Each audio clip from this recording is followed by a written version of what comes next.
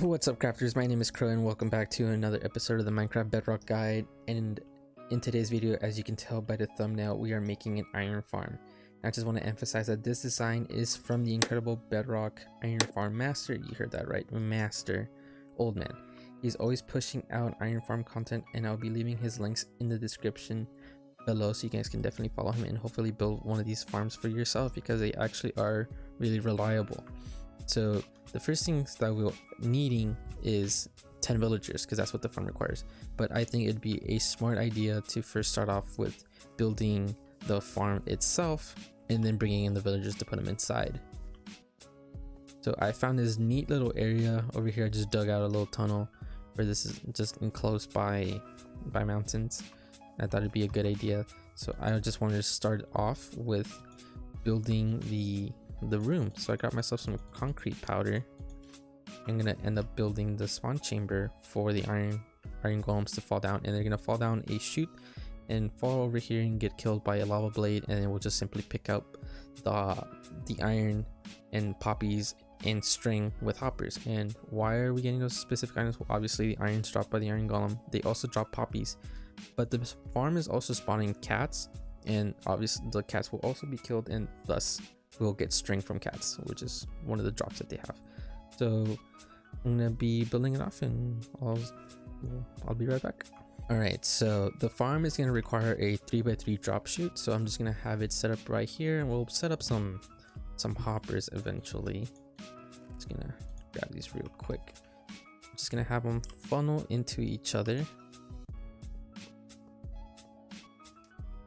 So this is exactly where we'll fall. We'll have some lava with some signs over here, and then once they drop down, they get killed, and we'll have an output chest right over here.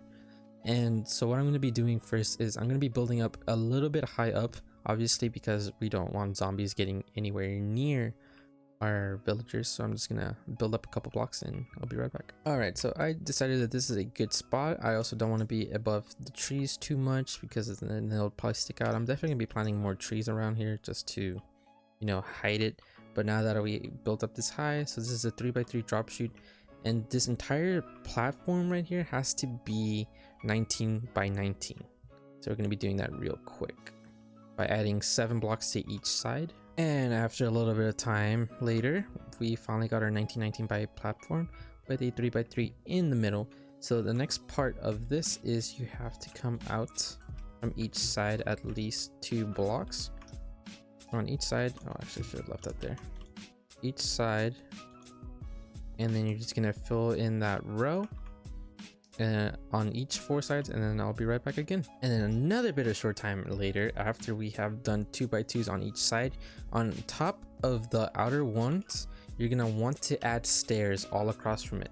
And you're using stairs specifically because it's an unspawnable block, so mobs cannot spawn on top of it. So iron golems will not spawn, they will exactly spawn into the water spot. So I'm just gonna go get some stairs, and I'll be right back. And a little bit later, you guys should be having this exact same look. And the next step after this is you're gonna want to get some stairs. You're gonna want to get your stairs, and you're gonna place them all along that last block edge. I'm just gonna do that on all sides, and we're doing this because stairs are an unspawnable block, so mobs will not spawn on top of it, which is exactly what we want, because we do not want a solid block here, because then iron golems will actually be able to spawn on top and not in our water streams, thus not letting them fall down into our drop chute. So it's going to be adding those real quick. Then after you have done the stairs, you're going to want to get at least 12 pieces of glass for these outside edges. I got blue stained glass. I'm going to put 3 in this shape on all sides. Had to get rid of a tree here, it was in the way, but we're just gonna do that real quick. Then you're gonna want to get your infinite water bucket, your infinite water source I should say, and you're gonna actually water log the stairs. Also might help you guys, if when you're doing this, to actually get a pair of boots that have depth strider on. And the only reason I got depth strider this early on in the game is because I made that AFK fish farm that you guys should definitely check out. I'm going to leave a link to that in the bottom of the description so you can get all that loot for yourselves. After you have waterlogged all those stairs, this is what you should end up with. Now for the next bit, we're gonna get some more glass to build the chamber where we'll be holding all the villagers for the meantime. Alright, so to build the holding chamber for the villagers, you're gonna want to come back over here to the central part. You might want to close this off for the time being so you don't fall off and probably die. But if you want to come down to the center, you can go up by 1, 2, 3. And these blocks that I'm about to place right now are temporary, so they will be, you will have to get rid of them eventually after you get the villagers done. So just keep that in mind.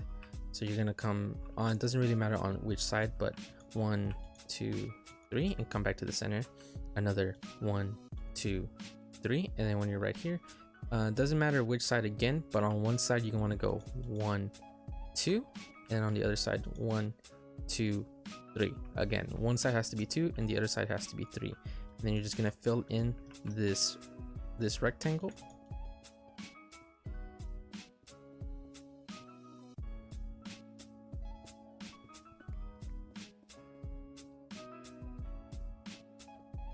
Now for this next part, you may want to use something that is transparent. I'm just going to use glass, but I'm going to go up by at least 3 on each side, just on the edge. This is just so you can see your villagers. So then once you have completed this area, you're going to need exactly 21 beds. But you don't want to place those beds just yet. You're first going to want to bring in the villagers from wherever you have them back to over here. You can either make a villager breather, and I'm sure there are a ton of YouTube tutorials on how to do a villager breather in Bedrock.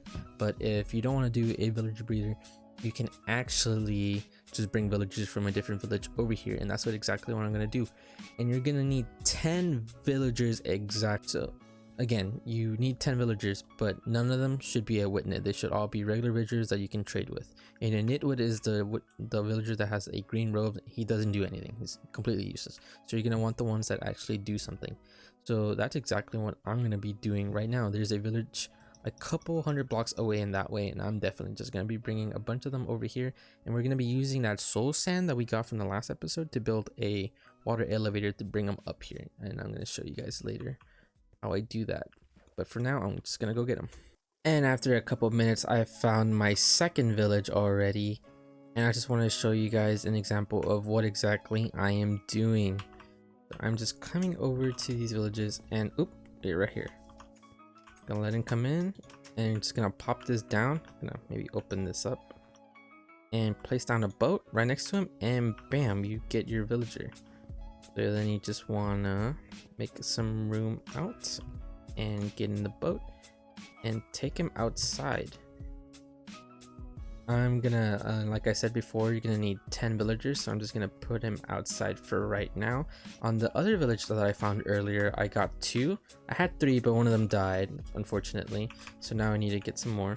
But I also wanted to clarify how when you need the 21 beds, what you can do if you don't have like a spider farm or sheep, you can just come in here and take these beds actually, and then you can just use them for later. And this is exactly just what I've been doing this entire time. So let's see, any villager in here? No, but I'll take this bed for sure. And usually since I came across the ocean, it's really handy that this one's right on the edge, because I can just take them off into the ocean already. Look at that, he's mine now. I'm gonna take this bell while I'm at it, and this is all you have to do. Literally, you just gotta move them over. It might take a while because you gotta come back and forth, but if you do have a friend like on the server, definitely ask them for your help. This will definitely make things a lot easier and faster. And finally, sometime later, I finally acquired 1, 2, 3, 4, 5, 6, 7, 8, 9, 10 villagers from this village. There's a couple more still somewhere over there, and I also have 2 more villagers that are from a different village, but I'm going to be taking these away first since they're all 10 together, and and it is closer, I think, to my base. But if I do need those other 2 in case any of these die from anything, I'm definitely going to be coming back to go get them. But for now, it's time to go take all of these back to the base, which is gonna be awful.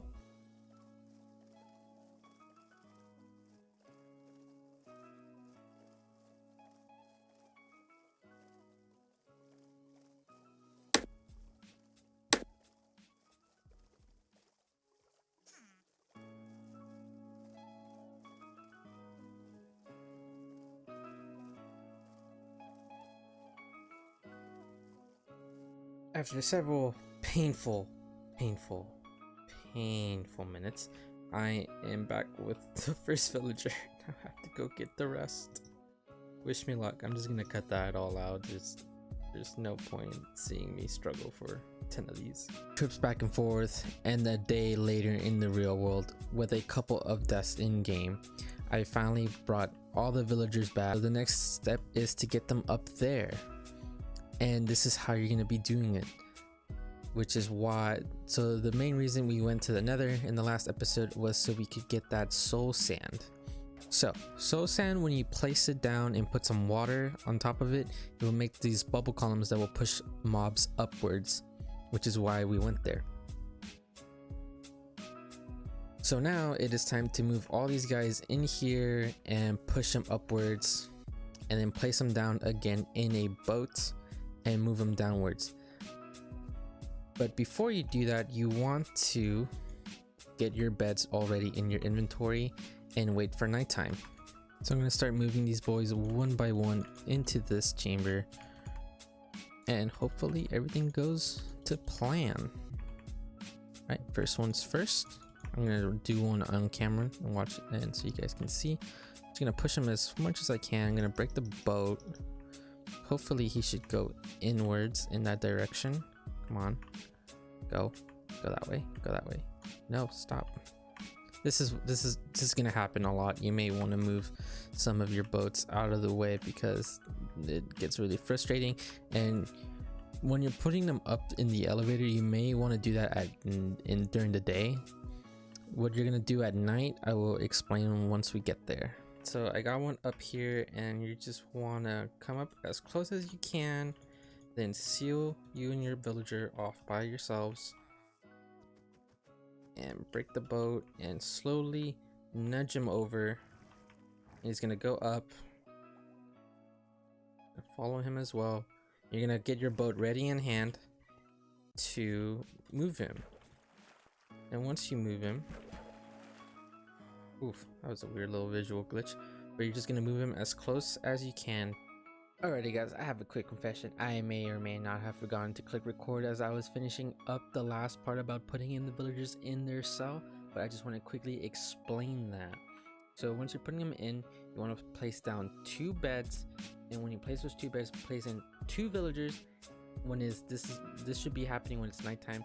So when you'll start seeing some green particles around the beds, that means they have linked to the bed, and when they lay down in the bed, you know for sure that they have linked into that bed. So every time you add one more bed, you want to bring down 1 more villager and wait for them to get in the bed, and do that until you get all 10 of them inside their bed. And then while they're laying down, you want to fill up every airspace that's in that little chamber. Fill it up completely with glass.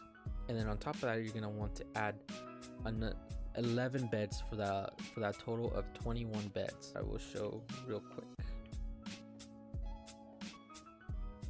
So you got 10 beds at the bottom, and then 10 beds up top with 1 extra because it needs 21. But right now, in the update 1.14, and I'll just show you guys because this has been running for a little while. I've already been editing this video, and I just noticed that I did not have a proper ending, nor did I show the final.